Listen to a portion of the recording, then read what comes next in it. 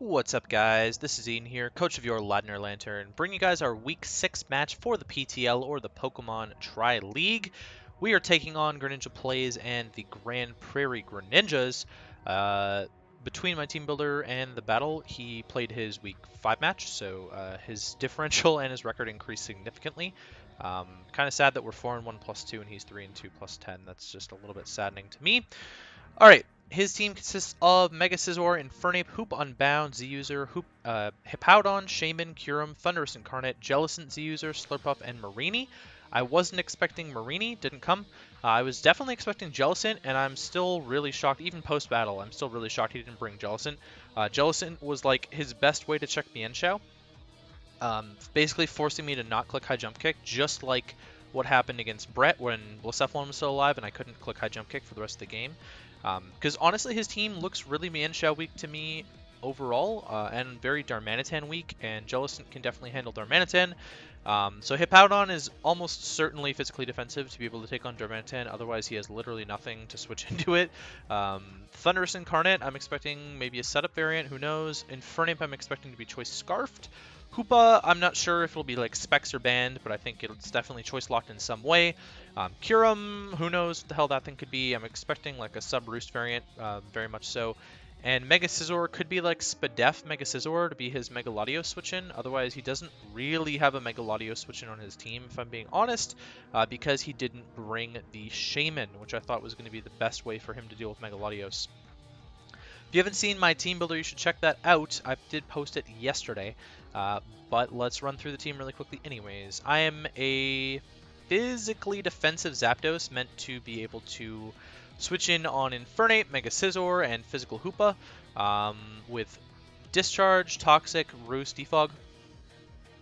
Life Orb Mamoswine? Am I Life Orb? No, I'm Leftovers, Thick Fat Mamoswine with a little bit of speed to outspeed Zero Speed Hoopa. And then I'm running like Earthquake, Ice Crash, Knockoff, and Rocks. Rocks look like they're really good against this team, and they look kind of key to me. Wishy-Washy, I'm running a Citrus Berry Spadef Wishy-Washy, which is my main answer to Kyurem. It was kind of the only answer that I had to Kyurem, and it's my main answer to it. Mega Latios, I'm running 4 attacks with HP Fire, Psychic, Ice Beam, Draco. Lots of good coverage to just be able to blow through things on his team.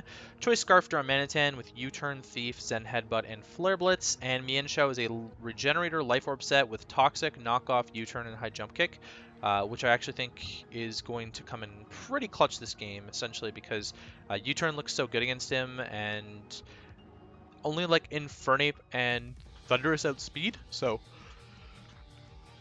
excuse me, that's fun. I am going to lead off with my Wishy-Washy, which is something I should have done against Brett, but it has a great matchup against everything on his team. The only thing I was scared of him leading was like Thundurus, and I figured I could just switch into Mamo on the Thundurus. So in comes the Kyurem on my Scald here.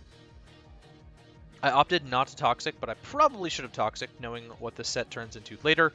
We see Leftovers, so he's definitely Sub-Roost, and he misses a Toxic, and I just go for U-Turn on out of there instead of clicking Toxic, because I was scared of him clicking Sub. If he had clicked Sub, then I was in a worse position, much worse. But now we see the U-Turn damage, and that's kind of clean. Mega Latios gets to come in, and I basically want to click Draco.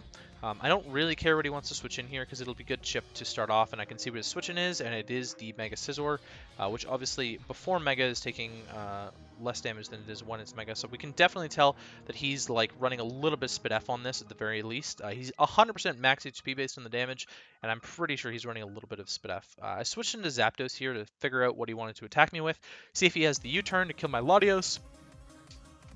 But he just goes for the Roost and starts to reveal more of his set. Zapdos gets to basically get a free discharge off here as he goes into the Kyurem. Pretty annoying, and I don't get the paralysis on the Kyurem, so again, also really annoying, as he subs on my Toxic. So he was running some speed, because I wasn't running any speed on my Zapdos, so he's definitely running some speed to outspeed Zapdos. I'm going to click the Discharge here as he clicks Toxic, so again, my Zapdos is getting worn down. This is a theme throughout the season that Zapdos has been getting worn down. Quite annoying, and Discharge obviously isn't going to break his thing, so I have to go to Mamo here. I eat Ice Beams for days with Thick Fat, and Knockoff's going to be able to break his sub as he misses another Toxic. excuse me, Earthquake's going to be breaking his sub. But now he's faster than me, which is, again, it's annoying, but I knew that he was going to be faster than me anyways. Earthquake's going to destroy him, so I go for the rocks here, predicting a switch. Mega Scizor comes in on the rocks. I'm not super scared, and I want to see if it's his Defogger, which it is, so I go for the Earthquake here. And again, you know, I'm not doing a whole lot of damage to it, but I'm not doing that little damage, so it's going to opt to Earthquake again instead of trying to get up rocks again, which I obviously can't do with the Mega Scizor sitting in my face until now when I eat the Bullet Punch to get up the rocks. Now I'm just going to switch back into my Mega Latios, expecting the Defog, which gives me a free hit as I go for the Hidden Power Fire, and he switches into the Hoopa. I'm a little bit surprised that he switched into Hoopa on potential Draco, but I decided to go into Mienshao to scout out if he was going to go for the Dark-type move, and now we see that he's physical, and based on the damage he did to me with the Hyperspace Fury, he is 100% Choice Scarf. And that damage roll actually looked to me like it had to be Adamant. But Showdown's weird with their rounding, so it is actually a max roll Jolly that he got on me with the Hyperspace Fury. And I'm just going to U-turn on the Hippo, I believe. Yeah, I just went for the U-turn because obviously it was dying. Reveal that I'm Life Orb, but it's not a big deal because Mamoswine gets to come in on the Hippo.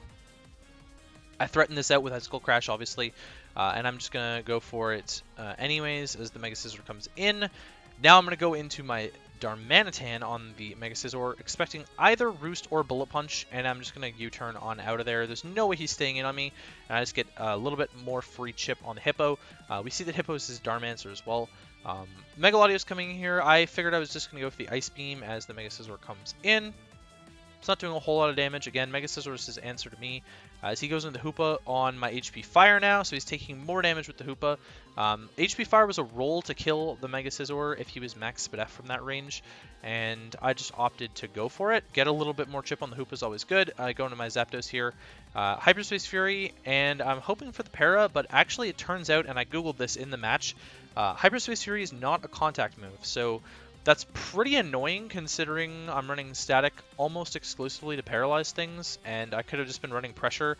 Pressure sold him out of the Hyperspace Furies earlier. I don't know, but either way, I think I have to Roost here on my Zapdos as he gets to go into Kyurem for free. Oh, I missed the Toxic. I went for Toxic that turn, and missing that Toxic is huge. The fact that he missed 2 on me is, like, not really that helpful because it's not going to matter. The Toxic that he gets, the Toxic that he was going for on the Mamoswine is never going to matter, just based on how the game played out.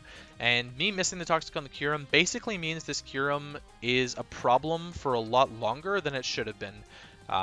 Because now I have to switch, and I'm going to opt to just hard switch into my Wishy-Washy, as he's going to be able to Ice Beam me. Again, it's not doing a whole lot because I'm fully Spidef, and he's just going to opt to sub. I'm going to Ice Beam him to get as much damage on the sub as I can, and then I'm going to U-turn this turn to break the sub and get into something that threatens this as he Toxics me. Because we saw that the U-turn was doing about 17%, so I definitely need one hit before I can U-turn out to be able to break his sub. And I'm just going to U-turn into the Mienshao. He really doesn't have a high jump kick answer right now, as he's going to go into the Hippowdon, weaken himself on this high jump kick. We see the high jump kick's doing about 40, so I can sort of gauge later on if high jump kick's going to be able to kill the Hippo or not. Yeah, so I'm just going to U-turn out, get the crit U-turn. I mean, the crit U-turn really didn't matter because he's actually just going to opt to slack off on my Zapdos. And this is where things sort of start to go sour. So what I probably should have done was going to Wishy-Washy instead of the Zapdos here, but what I was planning on doing was going to Zapdos and getting HP back by roosting. And unfortunately, he's just going to be able to get up rocks on this turn, I think. And that's kind of it. The fact that he was able to get up rocks, I was playing around pressuring him into not being able to get up rocks against me because I knew how much rocks sort of like cucked my team. And now my Zapdos is Toxic, so I can't really just like stay in on this Hippo and just defog for days. So instead, I am just going to have to, you know, play around that. I'm going to miss another Toxic, but that one didn't matter because the Scizor switched in on me. Toxic was a bad play there. I absolutely should have defogged, but I wanted to get the Toxic off on Hippo so it couldn't just heal through everything. And now I have to switch into something or like deal with the Scizor as think I click, okay, so I click Roost on that as Thundurus comes in on my Zapdos now. Thundurus is going to U-turn, show off the U-turn there. Obviously Thundurus can't get paralyzed. Back into the Mega Scizor as I went for the Discharge, trying to offensively pressure him. So I've seen like 3 turns where I could have defogged now, which really sucks because it's going to be a lot of good chip for him later, especially now that Wishy-Washy's Toxic and it's my switch into Mega Scizor. I figured he would go for Bullet Punch or something. I just trying to proc my berry. I'm Citrus Berry, so I'm going to go for the Scald. Hopefully get a burn for some residual, but I don't. And now my Citrus Berry is going to pop. I didn't actually notice this until after the battle that my Citrus Berry had popped already. As the Kyurem subs, obviously I have to Ice Beam here, and then I'm going to U-turn again next turn to as he roosts. So I'm going to break his sub, but he's going to get health back from Roost, which really sucks. Mienshao comes in. Obviously I get to click High Jump Kick again. 2 High Jump Kicks will kill the Hippowdon from this range, hopefully. But I predicted that and went for the Toxic. So I figured if the Kyurem was going to stay in on me and try and sub this time and bank on like a High Jump Kick miss, then Toxic was good. And if he wanted to Hippowdon, then Toxic was good anyways. So we get the Toxic off, and I'm going to U-turn out this turn, I believe now that the Hippo's on a timer. All of those turns with Zapdos were a complete waste, and I really should have just, you know, clicked Defog, but I go into Latios on the Earthquake, so I'm immune, and I believe I just go for the Psychic. Yeah, okay, so I went for the Psychic this time. I reveal my last move, but it was nice. It was better neutral damage against the Mega Scizor that I knew was switching in. And now, excuse me, I'm going to predict him to stay in and go for the HP Fire. And so the first kill of the game finally happens on turn 41. Very stally game, lots of playing for positioning early on in the game. There was really no downside to me just clicking HP Fire there, because as long as I'm still weakening the Hoopa, that's kind of what I want to happen. So yeah, not the end of the world. Mega Latios is obviously a little bit weakened now, so Hoopa is going to be able to come in and kill my Zapdos with this Hyperspace Fury. I just sacked off the Zapdos. I really should have defogged a lot earlier. I wouldn't have been in as bad a position had I done that. But now Mienshao is going to come in. Obviously, I threaten this thing every time it locks itself into Hyperspace Fury. I go for the knockoff because if I can get rid of Hoopa's Choice Scarf, then that's even better for my team because that means Mega Latios will then outspeed and I'll be able to kill it with a Draco. Or Mienshao will naturally outspeed, and I never have to worry about him clicking a Psychic move. But he switched in the Thundurus, so that's fine. And now I died. I was in range of a Thunderbolt, so I have to just go into Mamoswine, which he actually did click, revealing the Thunderbolt. And I figure right here, if he has the Focus Blast or if he has the Grass Knot, he's killing me anyways, and I don't have Ice Shard. This is a scenario where I would have loved to have Ice Shard, because Ice Shard would have killed this thing. If I was my spread with Ice Shard, it would have picked this thing off, which could have been really clutch, but instead I'm just going to die to the Grass Knot. I go into my Darmanitan here, which is the best way I have to revenge kill this thing, as he shows off the Thunder Wave. And in the moment, I totally forgot that this thing even got Prankster. I was predicting to be Defiant for my Scrafty. Yeah, really bad play on my part, because now my Scarfer is paralyzed and I don't threaten the Hoopa anymore. So I'm just going to claim my kill on the Thundurus, and then Hoopa's going to come in and be able to pick me off because I can't just U-turn on him anymore. Yeah, really shitty. But Mienshao gets to come in again, and I just get to click High Jump Kick this time, which now is 2 away from... Okay, so I knocked off instead. Sorry, this game was so long that I can't exactly remember all the turns, but removing Hippowdon's recovery was really clutch, because now with Toxic damage, it puts it in range of a High Jump Kick, which I'm just going to go for. Pick up another kill. Things are looking a little bit bleak, though, because Hoopa gets to come in now, and it's just going to click Psychic Stab. I thought that Mega Latios would live too, but it doesn't. It's not a bulky boy, and I'm running a lot of speed to outspeed the Infernape, so I'm kind of regretting that a little bit. And I'm just going to have to sack off Mega Latios to the Zen Headbutt here. Wishy-Washy can definitely not live one, but he's not going to know that, and so despite the fact that... basically, he doesn't know if I have physical defense investment, so I think I clicked U-turn here, which was a really good play if I did. Please tell me I did. I did click U-turn. Okay, so I threatened out the Hoopa with the U-turn, which he saw earlier, and now Mienshao gets to click High Jump Kick again. I just get to claim a kill on something, and it's going to be the Kyurem, which is good. And now the Hoopa's going to come in. I sack off Mienshao with the Zen Headbutt. I figure maybe he's going to choke. If he does choke, I went for the U-turn right here. It really didn't matter, because with the Toxic damage, I would have been put into Actually, with the toxic damage, I would have been 2% out of mini form. But in the end, we do take a 2-0 loss to Greninja and the Grand Prairie Greninjas. So now we move to 4-2 plus 0. Somehow we've played 6 games and we ended up with 0 differential. Just sort of how the team worked, I guess. I think the team's functioning a lot better after my drops, and yet somehow we've been losing the games after my drops. So I don't know how that works, but could just be matchups. I mean, honestly, Greninja basically just brought offense against me and sort of like clicked buttons, and my team's offense, so it kind of loses to other offense that's faster than it, which he had. The Thundurus was faster than my whole team, and the Infernape was faster than the majority of my team. So kind of a flawed situation there. I think if I had brought Mimikyu, it would have matched up a little bit better against his team. Darmanitan was definitely a good bring, but I misplayed around the Thunder Wave there. And as I pointed out, there were 3 turns where I could have defogged with Zapdos, which would have been huge, because from that point on, I had all of the pressure on Hippowdon to not be able to set rocks again. Zapdos would have been healthier. I could have roosted on, I don't know, like a Zen Headbutt on the Hoopa or something like that. Zen Headbutt also could have paralyzed the Zapdos, so I could have put him in a position where he had to click Zen Headbutt over Hyperspace Fury, and I would have been able to go that way.